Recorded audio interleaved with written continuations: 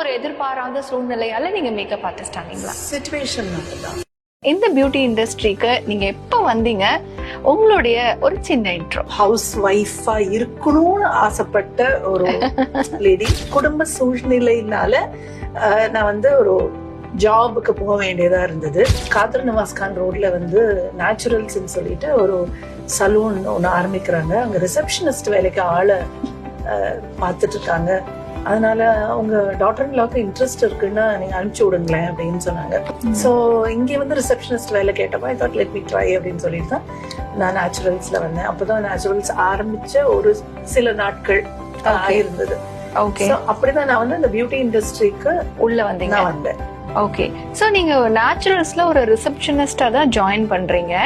But ஆனா எப்படி நீங்க வந்து ஒரு மேக்கப் ஆர்டிஸ்டா உருவாகுறீங்க? அது ஒரு மொமெண்ட் இருக்கும் இல்லையா, நம்மளும் இதை வந்து கத்துக்கலாமே அப்படின்னா அது இன்ட்ரெஸ்ட் பேஸ்ல வந்துதா இல்ல ஏதாச்சும் ஒரு எதிர்பாராத சூழ்நிலையால நீங்க மேக்கப் ஆர்டிஸ்ட் ஆனீங்களா? சிச்சுவேஷன்னால தான்.